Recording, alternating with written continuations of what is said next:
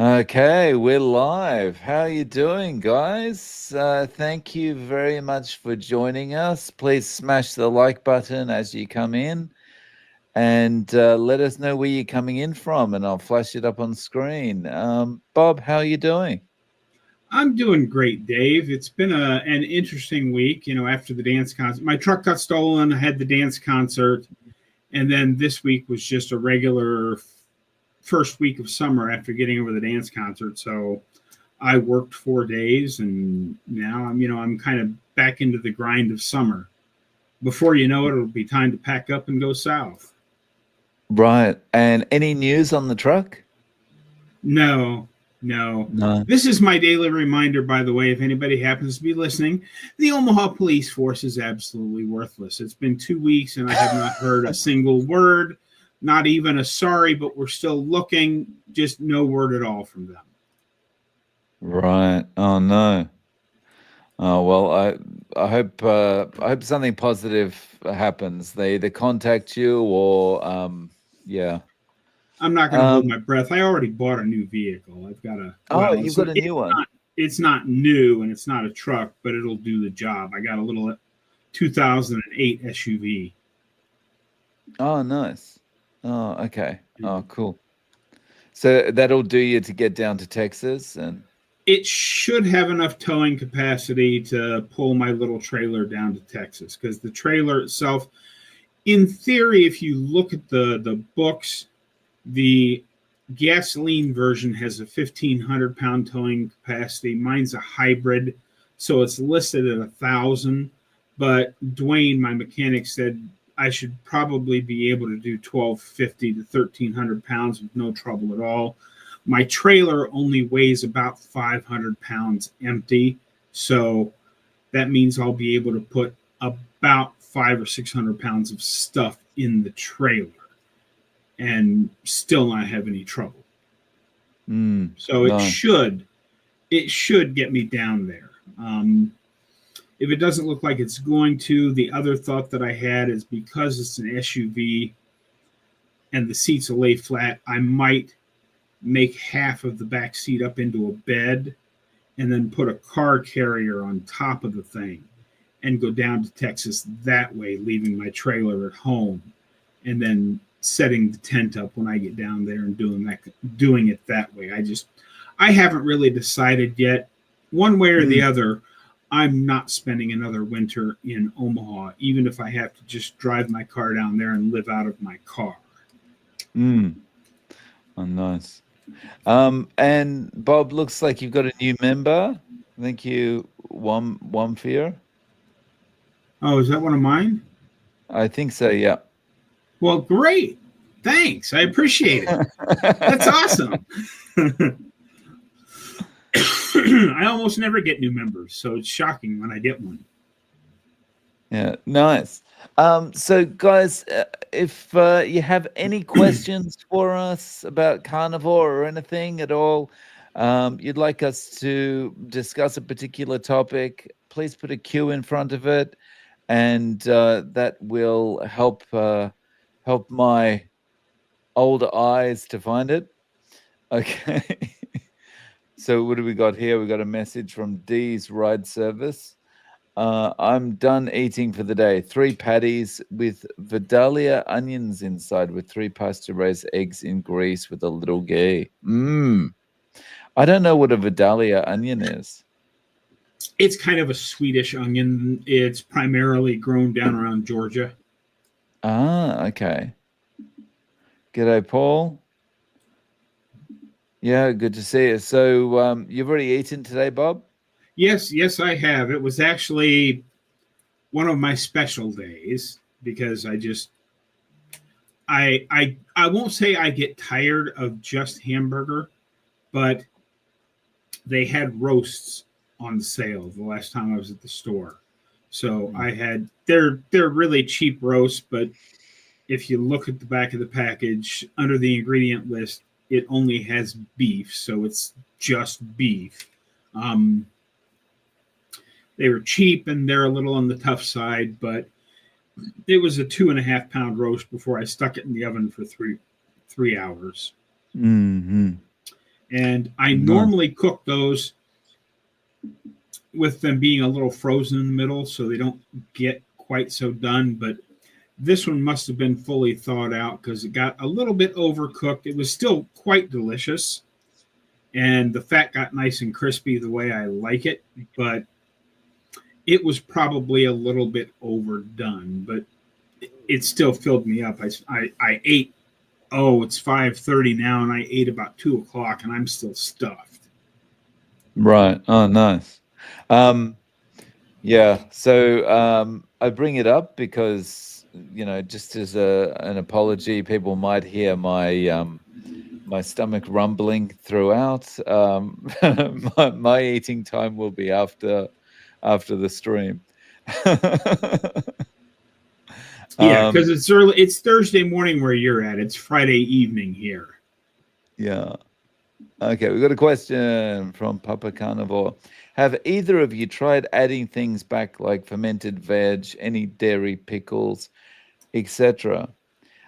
I've tried, and it's okay. They taste good and stuff, but it's not good enough for me to want to have in there.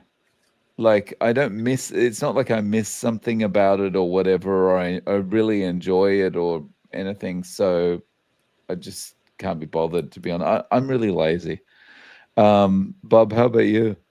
Yeah, I have not yet. I've actually been thinking about getting some dill pickles just to try them at some point because when I first started carnivore, dill pickles were my go-to snack as I was adapting to the diet. But I haven't had dill pickles in 2.5 years, and I was just thinking the other day maybe I'll get some dill pickles this time when I go to the store just to see. But because there's not much to a cucumber, but I hate to screw up my progress at this point, but I do like dill pickles. So we'll see.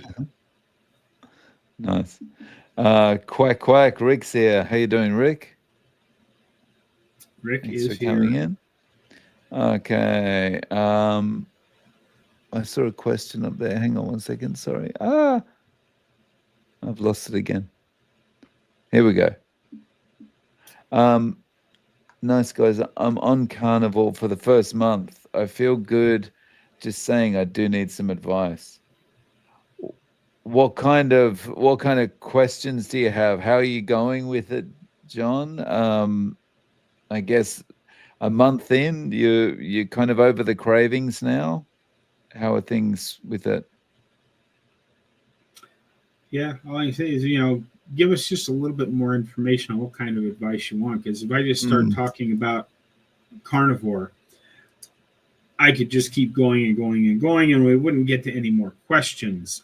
What I right. will say is, you are only a month in, so I'm sure you're starting to feel better, but it only gets better from here because the reality is it takes a good 90 days, 3 full months to get truly fat adapted and fully Mm, adjusted to the carnivore diet. So just be patient and hang in there and keep doing what you're doing. If it's going well for you, just keep doing what you're doing because it only gets better from here. mm. Yeah, definitely. Um, okay. And Wendy says, I had my first full carnivore meal today. I'm transitioning from keto as I'm trying to improve my arthritis in my knee and spine. Nice, Wendy. Well, good luck with the transition in, and I hope you start to see some relief. Yeah, and coming from keto, you shouldn't have nearly as many keto flu symptoms switching to carnivore, but be prepared, there still probably will be some. The primary thing, since you're not eating those few keto veggies, you've eliminated the last of the fiber from your diet. And as your body adjusts to it, you may experience a couple days of what Dr. Berry calls the carnivore cleanse, which means you might have to go to the bathroom urgently for a couple of days. It shouldn't last very long, but just be aware that it might.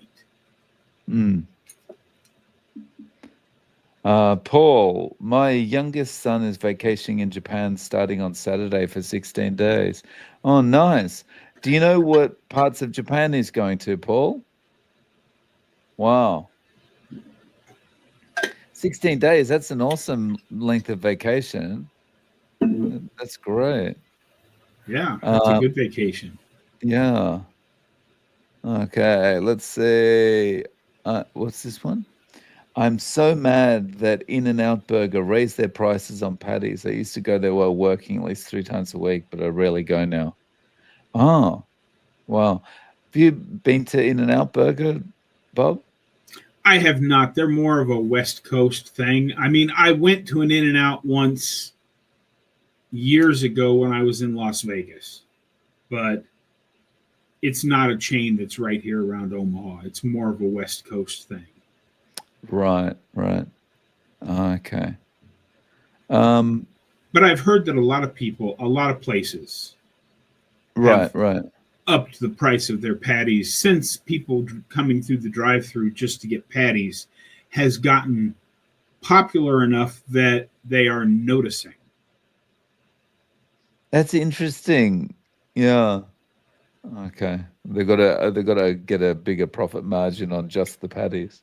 Oh yeah, because like I said, I mean, if it was 1 or 2 people in each city doing it, they probably wouldn't ever notice. But there must be a percentage of people going to various drive-throughs to just get beef patties because they're noticing, and lots of places are raising their prices of beef patties. Yeah, when we were younger, who'd have ever thought that in 2025 there'd be a subset of the population treating McDonald's and Wendy's as health food? Yes. So Bill Cook 411, Dave, that video you just uploaded, holy Toledo. Which one was that? Was that the one I guess I put up 2 videos recently with couples. I think those 2, one of those might be the one you're referring to. Okay. Oh, here we go. Hi, guys. Any advice to best handle the flu-like symptoms? More electrolytes. More electrolytes is probably the answer. A lot of people, because we've been told for decades, don't eat too much salt, don't eat too much salt. However, when you first start, your body starts flushing out all of its inappropriate inflammation, and that inappropriate inflammation is where all of your electrolytes kind of hang out. So most people, when they first start and begin flushing out the inappropriate inflammation, their salt and their potassium and their magnesium goes with it. So whether you make your own or buy from somebody that sells them in the packets or whatever, use more electrolytes than you think you need to start with, because not having enough electrolytes creates the flu-like symptoms. But if you get too much of an electrolyte, your body just flushes it out. Yeah, and just on that, I think it's there's one of the magnesiums that I would avoid as well, as far as electrolytes are concerned. I think it's magnesium citrate, because that one Will can make help you go. flush. Yeah. Yeah. So it has the opposite effect you actually want. Yeah. Okay, and Wampio is saying, when I started Carnivore, I kept Imodium tablets on hand so I could spend less time in the bathroom. Yeah. Have we got any questions here? QQQ. Okay. Can you lose too much weight on an ultra low carb diet? No. My experience would say no, because your body seems to find a weight that it's happy at and just stays there. Yeah, the thing to realize, and this is not my words, it's from Dr. Barry and Dr. Baker and Professor K and all of the people that I follow. An ultra low carb diet is not a weight loss diet. That's one of the side effects. It's a weight optimization diet. So if you happen to be too thin, it will help you put on muscle and probably even some fat in spots if your body thinks you need it. Your body's a pretty smart machine. It will optimize within, plus or minus 10 pounds of where it thinks you need to be after a longer period of time, depending on how metabolically unhealthy you were to start with. Mm-hmm. But yeah, it always feels kind of amazing to me that you do get just to this nice weight, and then the weight loss stops. Of course, if you cut down the amount you're eating, you'd probably start to lose a bit more weight, but you'd start to look unhealthy as well, right? And you'd start to feel hungry all the time. Yeah, it's possible. Yeah, the biggest problem with eating too little is it really messes with your metabolism, and eventually your metabolism is going to go out of whack, and you're going to have other problems. Just ask a certain doctor that loves fruit and honey about that. Yeah. Okay.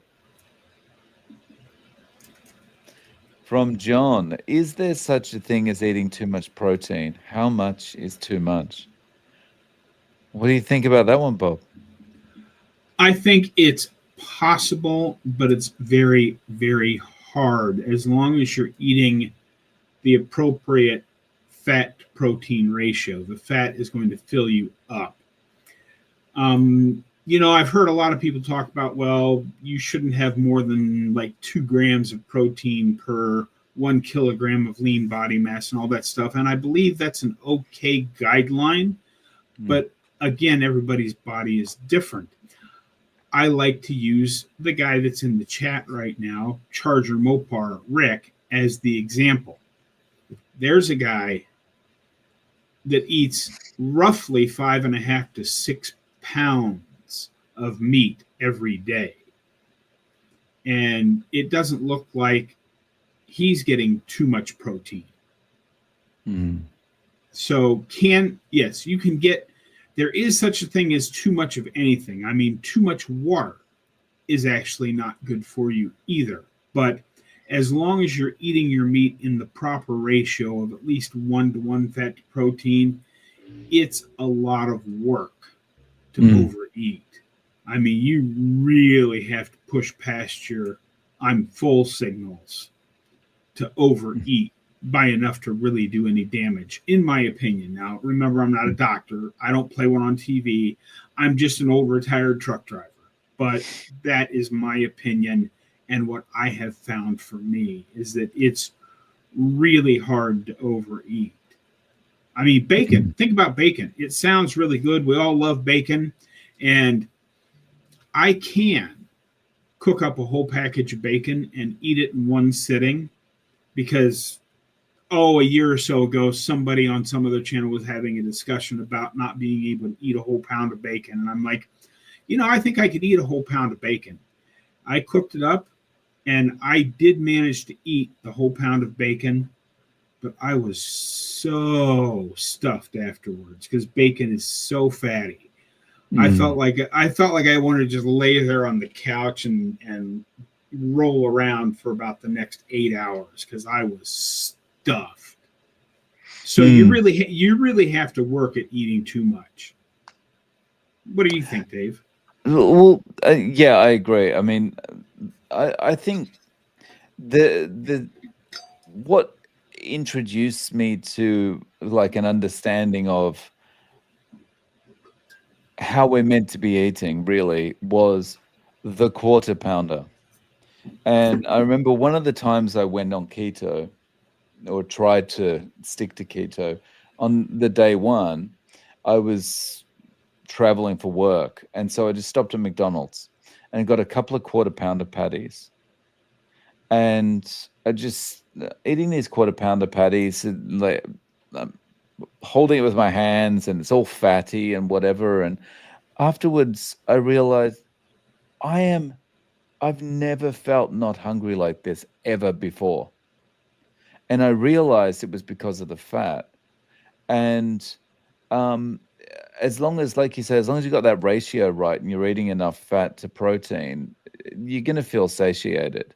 And I think this is what makes me realize that we're meant to be eating this way, because you get to a point where you feel naturally full and you don't want to eat anymore.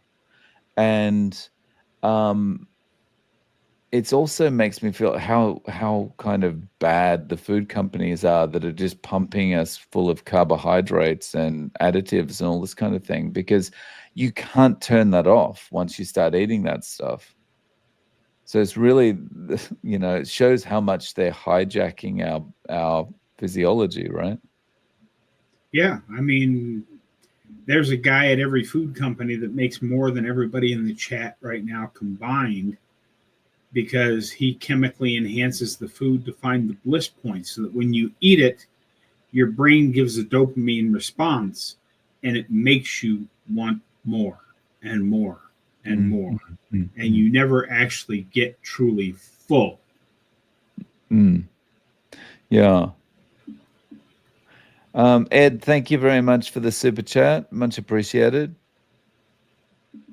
Daddy Longlegs, how does carnivore affect your kidneys? I'm peeing for England at the moment and find that if I take grey sea salt, it drops off.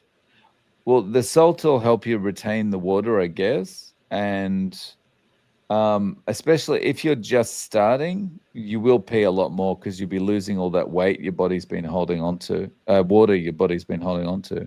What are your thoughts on that, Bob? Yeah. Yeah, you don't have to worry about salt as long as you're on a carnivore diet, because if your kidneys are functioning properly, any excess salt will just get peed out. Carnivore actually heals your kidneys. The reason so many people have this wrong thought that protein harms your kidneys is because when they first started testing for kidney failure, they noticed that people were peeing out protein in their urine. So they automatically assume, oh, well, protein is damaging the kidneys. No. It's the sugar that damages the kidneys, making them unable to filter and recycle the proteins like they're supposed to. And that's why you pee out. But I can tell you from my own personal experience that my kidney markers have never been better. Now, I can't say what they've done in the last year and a half because I haven't gotten any lab work done in the last year and a half because I just don't care anymore. But when I first got started, I cared about that stuff, and I got the lab test, and the lab test at the 8-month mark showed that my kidney function was better than it had been in decades. And just to add to this, half an hour before this live stream started, I just finished an interview with the gentleman whose interview should be going live tonight, who had 20% kidney function, was going to have to go on dialysis, and everything was pretty bad, looking pretty bad, and he started carnivore, and things have turned around, and he's been carnivore for 6 months and had his kidney function measured every month, and it's just getting better and better and better and better. So that one will go out today. Yeah. And I can't count the number of videos that I've seen on Dave's channel where people have had kidney disease, whether it be this guy, 20% function, or anywhere in between. Most of the people with kidney damage actually heal their kidneys on carnivore because it is the sugar that damages your kidneys, not the protein. Mm. So Wendy's got a question. How much fat to protein should I be aiming for in a meal? I would say don't worry about it so much. Prioritize the fat. That's all you need to do. Bob, what are your thoughts? Yeah, a good baseline to start with is 1-to-1 fat to protein. And you don't have to measure it or anything like that. If you just look at your chunk of meat before you cook it, to get a 1-to-1 ratio, it should be about 1/8 fat and the other 7/8 lean meat. That's about a 1-to-1 fat to protein ratio. And then from there, you can experiment with getting something a little fattier to see if you feel better, or something slightly leaner to see if you feel better. But the baseline 1-to-1, which is 1/8 of your uncooked meat being fat and the other 7/8 lean meat, is a really good place to start. Mm. Yeah. Oh, where did I go? I just lost my tab there. Okay. What's Rick saying? I'm going crazy trying to make my living room network better. Oh, I've come in a conversation there. Whoops. um, from Dan. Dave, I'm down 60 pounds, brother. Loving this life. Would love to do a follow up on your show. Started at 2:45 at 1 a.m. Oh, congratulations. Yeah, I'd love to have you back Congratulations. on. Good job. Yeah, I'll shoot you a message after the live. Nice. Okay. I think this jumped a little bit. I think I missed something back here. Oh no, maybe not. No, Daddy Longlegs, we did that one. Okay. Yeah. So just on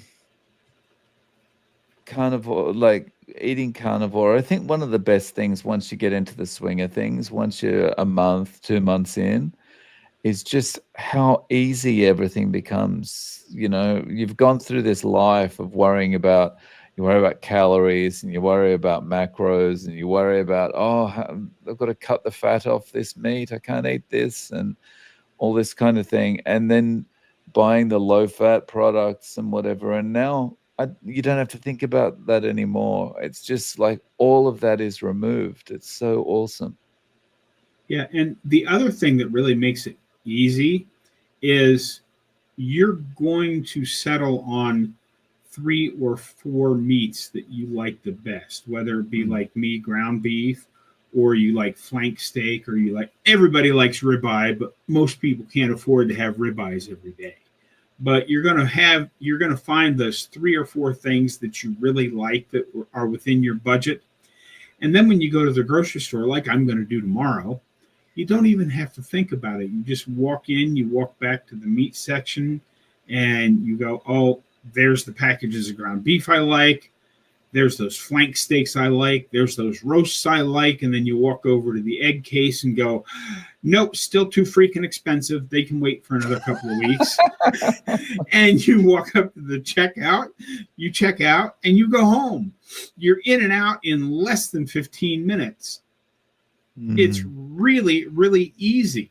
You, of course, are going to go over to wherever they have their markdowns at, because you never know what kind of good stuff you're going to find in the markdown area of your local grocery store. The meat section, of course. But other than that, if there's nothing that looks worthwhile in the markdown section, because, if they have marked down chicken livers, I'm not interested in those. Or whatever. But, you go through the markdown section, you pick everything you want out of that, then you go back and grab, and you're out the door. Yeah. And I see a comment down there about egg prices being better. Yes, they are getting better all over the country. I live in Omaha, Nebraska. The egg prices here were much lower than anybody else's. Because we're in the middle of the country, as inflation happens, our prices go up much slower than everybody else's. But on the flip side of that, as inflation is coming down, our prices go back down much slower. So they have come down. I could have gotten eggs the last time I went to the store for about 40 cents an egg when they were up to about 65 cents an egg.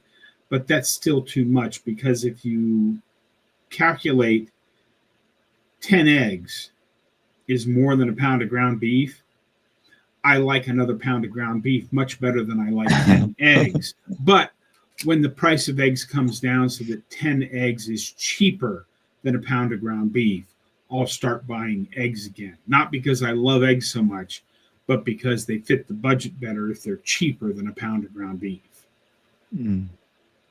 So I know something I wanted to ask you. Like, before you were carnivore, did you eat a lot of meat, or were you kind of into all the cereals and all that kind of thing? All of the above. I was a big eater. I mean, now of course they would count it as meat, because I would get like a large pizza from the bakery at Walmart or wherever, their market fresh pizza, bring it home and cook it. Or I'd stop at Papa Murphy's, which is a take and bake place, and I'd get a large pizza, bring it home and bake it.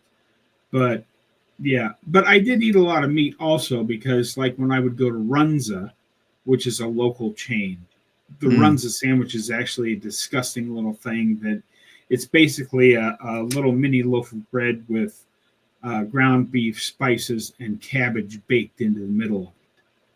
Oh. Which they used to be really good, but then they went to cheaper bread and really disgusting. But the thing about Runza is they have really good burgers. Right. And I would traditionally, before carnivore, I would go there and I'd get 2 double cheeseburgers and a mushroom Swiss burger. So I'd have 5 burger patties plus all the crap that goes on them, and that was an average meal for me.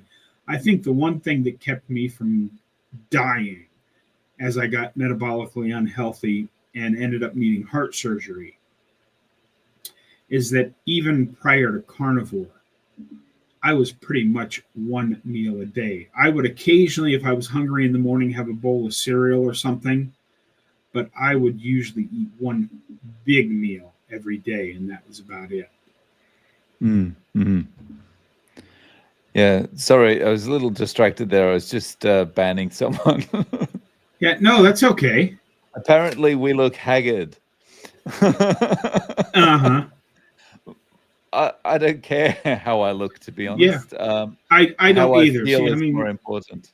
That's the great thing about carnivore and being older in general, is that I stopped caring what people think about how I look a decade ago, if not more. So I think that's what 20-something-year-olds don't understand when they're jumping into a chat or they're in your comments on your videos and they're going, "You don't look healthy, you look old." And it's like, well, I am old. Like it's got nothing to do with that.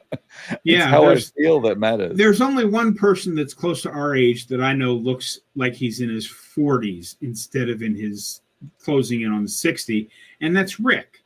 Because he's been carnivore since he was 15. Right. Of course he's going to look younger. But you and I both went through the period of being fat, sick, and disgusting. Right. No matter how healthy we get from here, we're still probably going to look old, because we are old. Yeah. I wear my wrinkles with pride, because it's like, it means I've lived my life. Yeah. I didn't do it. I didn't do it in the healthiest way, but we got a question from Daddy Longlegs. What are people using for snacks on carnivore? I've started eating sliced meats and corned beef or high-fat cheese. I don't snack anymore, but when I was transitioning in and I needed snacks, I was doing cheese. How about you, Bob? Yeah, I don't do snacks, and I didn't really do cheese because I'd watched a lot of Dr. Berry videos and realized that cheese was probably not the best snack for me, because me and cheese, I don't have an off switch. If I have a pound of cheese in the fridge and start snacking on that, I can go through a whole pound of cheese pretty doggone quick. For me, when I snack, I like to keep some pre-cooked bacon in the fridge, some hard-boiled eggs, and some pre-cooked burger patties. They're not the best thing in the world, but are you snacking because you're actually hungry, or are you snacking because you're bored? If you're snacking because you're bored, basically keep boiled eggs in your fridge. If you Mm. look at them and go, I'm hungry for something, but not that, you're not hungry, you're bored. If you look at those boiled eggs and go, yeah, I can eat some of them boiled eggs, then you're really hungry. Go ahead and have a snack. So, one of my interviews the other day, the guest made a really good point, very similar to this. He said, if you're feeling peckish, you feel like you need a snack, go and get a tin of sardines. And if you are actually hungry, you'll want to eat the sardines. Like if you're not really, if it's all mental, then you'll just sit there satisfied. You won't have the sardines. Unless you're me, if I had to choose between eating a tin of sardines and being beaten in the face with a brick, I think I'd choose the brick.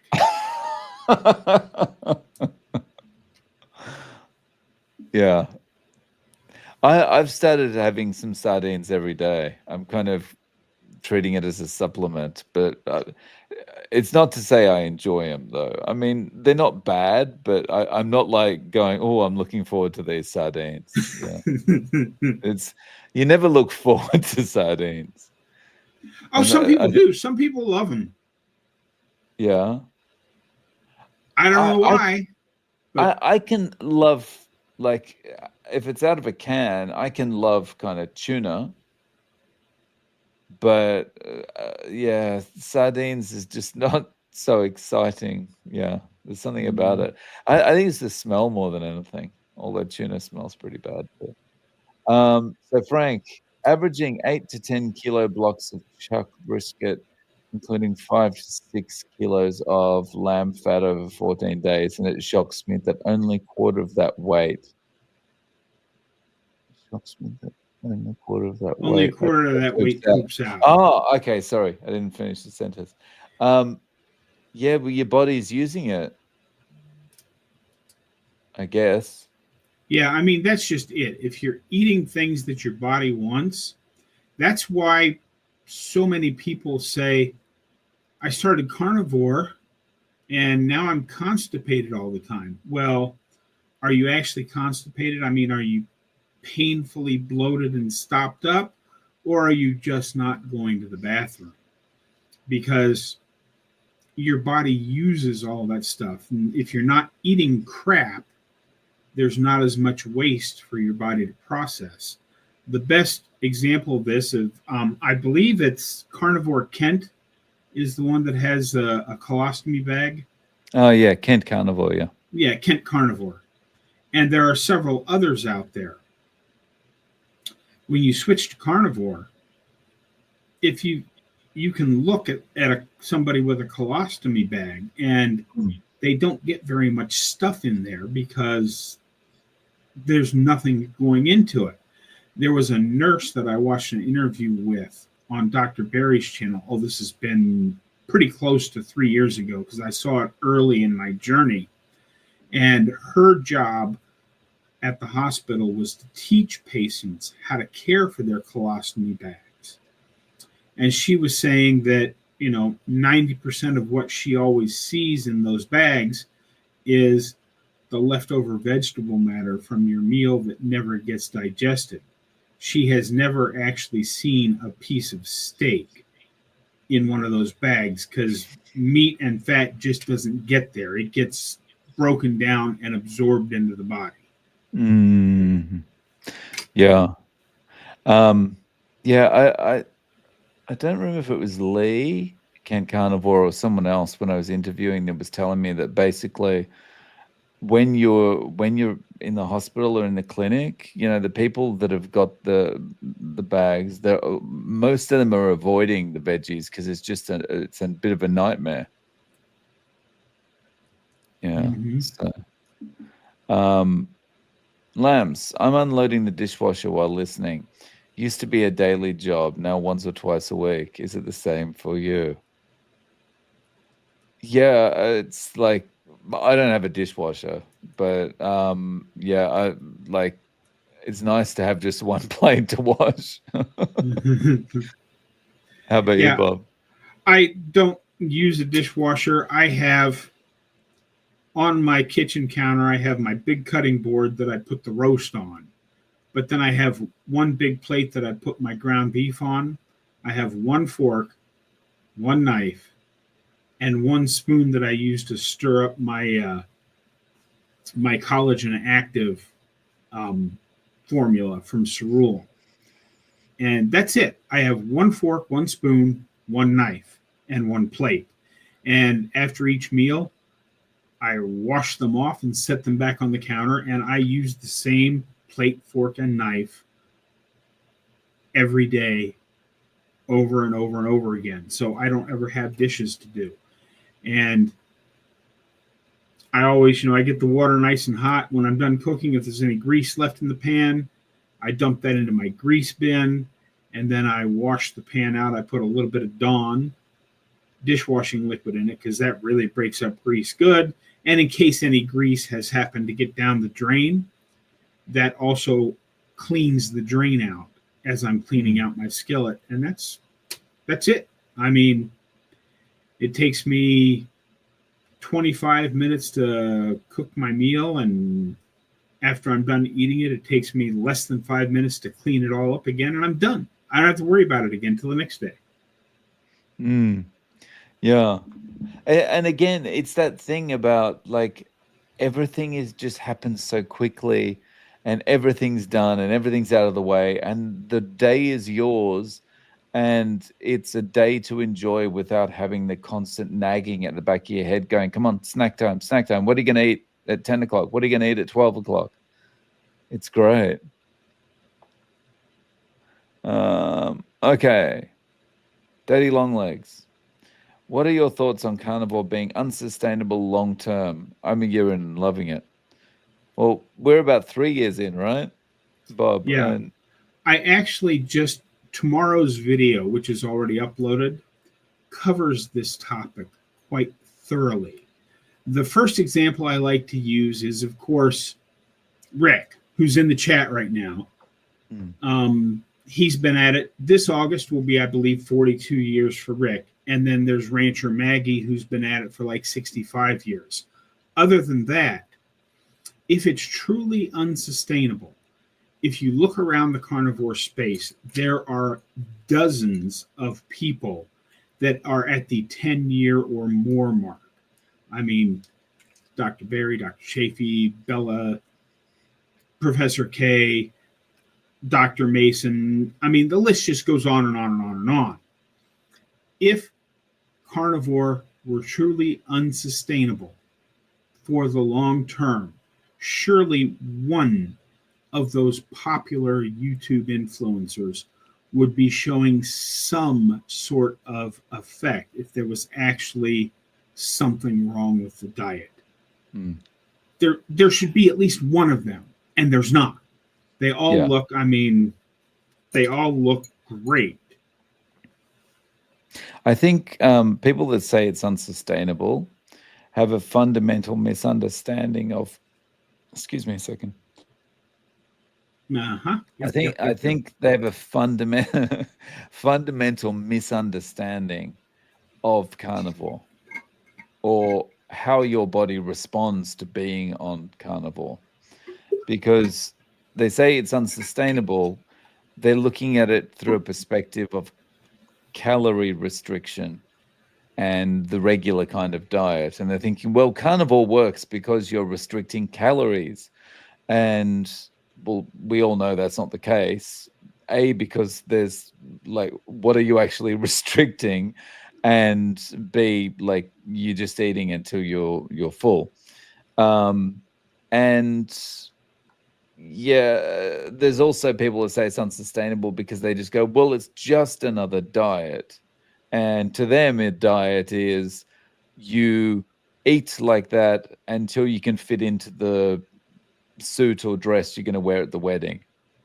that's what a diet is. So if you're trying, like, of course it's not sustainable. No diet's sustainable longer than that, because their idea of dieting is starving. And we know that carnivore is not starving. So, yeah. Excellent point, Dave. Excellent. So, sorry, I'm just going to put this up. I'm not sure if it's a question or not. After going from 46 waist to 40 in 2 months, thanks to carnivore, I still have the leg pains, but have been taking black seed oil, which has really helped the inflammation in my legs. Have you heard of it? I haven't heard of black seed oil. Have you, Bob? No, not at all. But as I always say, if what you're doing is working for you, there is no reason to change.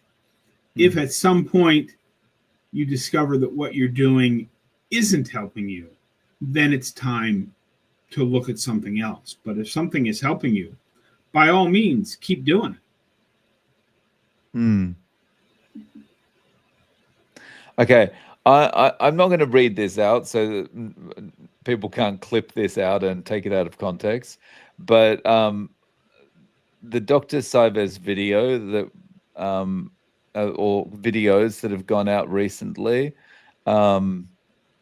that's, if you've seen those, it's well worth going over to Bart Kay's channel and watching his reactions to them, because it kind of puts things in a lot of perspective. Yeah. So I just saw his name pop up, so I just wanted to mention that, because I think it's important. And I don't mention any names in my video tomorrow. I talk about, there was a young lady that kind of went off the reservation when I was first starting carnivore about 3 years ago. And then there was a bright young man about 1.5 years ago who started off strong and then went off the reservation. And what I say is, now there is a popular doctor who is starting to slip off the reservation this year. Oh. So that's, yes, go watch Professor K's most recent videos and you'll know what we're talking about. Yeah. So Teresa, how long did it take for Dave to quit snacking, and was it easier to lose weight once snacking was no longer needed? So it was really easy, because I just went cold turkey. I just went straight into carnivore cold turkey, and I was just focused on not having any carbohydrate at all. And for me, before, snacks were always almost 100% carbohydrate. So, or pretty much. So I just cut it out straight away. Where are we? We're on YouTube. Yeah, this is a good point. Yeah, thank you. What's my name? Where am I? So keto carnivore isn't hard. Dropping habits is hard. That's very true. Absolutely. Yeah. Absolutely. A lot of it is just, it's just habit. It's just, you're sitting in the same place as you were this time yesterday, and so you feel like you want to have the same kind of snack with what you're doing or something. It's all that kind of stuff. Yeah, it's the habit of, when you're sitting, most of the day goes fine, and then you're sitting in your easy chair in the early evening watching the programs, whatever it is you like to watch on TV after the news is over, and you're so used to having either popcorn or chips or some cheese and crackers or whatever it is. You're so used to having something to snack on while you're watching TV that your body thinks you need to have something to snack on while you're watching TV. And breaking that habit is very, very hard. That is an excellent, excellent point. But once you get over that, it gets a lot easier. Yeah. Wendy, do I need to cut out milk from my 3 cups of tea? Just the thought of giving up my tea is going to be difficult. So I would say, if you're just getting started, that's probably the least of your worries at the beginning. But I don't have much of a position on milk because I don't drink it myself. What's your position on that, Bob? Yeah, I don't use milk either. As somebody just a couple comments down is going to suggest, you might try swapping out the milk for heavy cream. You won't have to use as much of it, and it will taste even better because heavy cream is carnivore, where milk is not technically. I mean, it is, but there's a lot more sugars in whole Mm. milk than in heavy cream. Um, and the other thing to consider is perhaps at some point try making it with butter instead of Mm. milk. But Mm. when it comes to coffee or tea, I say the same thing every time. Everybody reacts to it differently. And as you suggested, Dave, that's the last thing you need to worry about because, especially when you're first getting started, you're making so many other changes in your life that having that familiar, comfortable cup of tea or cup of coffee is the very least of your problems when you're first getting started. Mm. Yeah. Yeah, just as you were talking there, Bob, I'm busy banning people. They're out in force today. The haters. They're yeah. Had to knock a few out there. Yeah, I saw Um, those messages coming up there. yeah. So, um, And they must be uh, on your channel because the haters don't like to subscribe to a channel and have to sit there for 10 minutes before they can make their comments. They like to the jump in, make their comments, and breeze back out. hmm. Okay. Any more questions there? So guys, have you got any more questions? We've got about 10 minutes. Please put your questions in. Just put a big Q in front of it. And g'day, Aid. And as Aid says, 7 days without beef makes 1 week. Absolutely. Indeed. Yeah. Okay. Trolls. That's the word I was looking for. Trolls. Yep. The trolls avoid Rick. Yeah. How did you learn to be kind to yourselves on carnivore and do it your own way? How did you learn to be kind to yourself, Bob? Yeah, well, you're going to make mistakes. And as I always suggest to people, don't just watch me and do what I do. And don't just watch Dave and do what he does. And don't just watch Dr. Barry. Watch absolutely everybody you can follow. I mean, definitely go follow Rick because if you're in an area where iguanas are, you got a lot of free meat hanging around in the trees near your house. And Rick will show you how to cook an iguana. But take a little bit from here and a little bit from there and then put it all together and do it your own way and realize that you're probably going to make some mistakes early on, but once you get into that rhythm, you're going to find the diet that works best for you. And once you find something that's working for you, you're not really going to care what everybody else is doing because you have the carnivore diet that works for you. Hmm. I hope that Yeah, made sense. I think most important way of being kind to yourself is just to take one day at a time.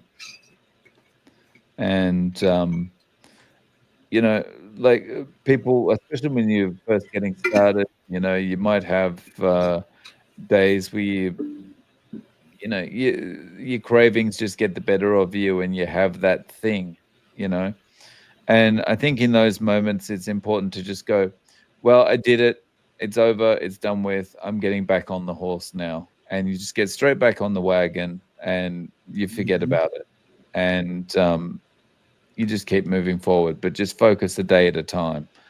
Because especially if you have just had a digression, because one of the worst things you can do after you've just had that, I don't know, you've just had that piece of bread or whatever, and the worst thing you can do is start beating yourself up about it. Woe is me, and then start thinking, okay, I need to get back on the horse, and then projecting out and thinking, but how am I going to do this for another 12 months? Or how am I going to do this for the rest of my life? I'm just going to mess this up again, and I'm going to have more bread, and I'm going to have more of this and this and this.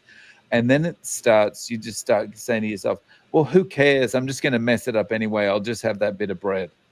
I'll have another bit of bread, and I'll forget it. I'm done. I'm just going back to a normal way of eating. So, and that's because you're beating yourself up because you just had that one digression, and you're thinking about the long term. So just focus on getting back on track and focus a day at a time. I think that's one of the best ways of being kind to yourself. Yeah, that's excellent advice. Just every morning when you wake up, look yourself in the mirror and say, today. I'm going to get through today without messing up. And every day you do that, you might string 4 or 5 of them together and then you mess up. That's okay. Next time, say, okay, I made it 4 days without messing up. I'm going to shoot for 5 days this week. And then you just keep extending it out one day at a time. I'm not going to mess up today. And before you know it, you'll wake up one morning and go, I can't remember the last time I had that piece of bread. Yeah. It does. It gets to that point where you just like, I don't have to think about it a day at a time anymore because I feel so good. I know I'm doing this forever. Yeah. But you just got to let that happen naturally, right? Yeah. Because everybody messes up when they start. They just do. Yeah. You're going to have those little slip ups. Yeah. John says, I put plenty of. I hope you mistyped that. I hope you're not putting your pets in the skillet. I put plenty of beef fat in the skillet pan to completely cover diced beef and cook in less than 10 minutes. Yeah, it's so nice, simple, easy. Yeah, that's awesome. Yeah, it's quick, it's simple, it's easy. There's just no, I don't even have to think about it anymore. I mean, what did I get? To be honest, I like not thinking, or I like not thinking about this kind of stuff. Yeah, I'm very happy not thinking, and I've got stuff in the freezer. I get up in the morning and I open the freezer up, reach in, and I don't even really care what I grab. Is it this package of ground beef or that package of ground beef? This morning it was a roast that I got out to thaw, and I cooked it, and it was good. And that's just, I don't have to think about it. Yeah. Now, I know I'm not going to have a roast tomorrow because all I have left in the freezer is ground beef, but I may go to the grocery. I am going to the grocery store tomorrow, and if I find a really good steak or something on sale that needs to be used up, I might come home from the grocery store, set the ground beef back in the fridge that I got out to thaw, and have that piece of discount meat when I get home from the grocery store. But you don't have to think about it, and everything cooks up in 10 minutes or less, so it's no big deal. Okay, so I guess this is probably the last question. Bob, have you lost more weight in the last month? I have no idea. I don't jump on the scale anymore. I haven't been on the scale in, I don't know. I know my shirts are now fitting better because I finally broke down and bought a brand new 6-pack of T-shirts. Because all of my T-shirts, you couldn't see it on camera really, but all of the collars were a little frayed and dingy, and there were holes underneath my arms and all that stuff. I hadn't had new T-shirts in quite some time, so I got a new 6-pack of T-shirts, and this that I'm wearing now is a brand new T-shirt. So it may make me look a little smaller because it fits me better, but I can't tell you that I've actually lost weight in the last month because I don't know. I am at the point where I don't really worry about that kind of stuff. I just go about living my life, and I bet it's been 9 months since I've stepped on a scale. Yeah.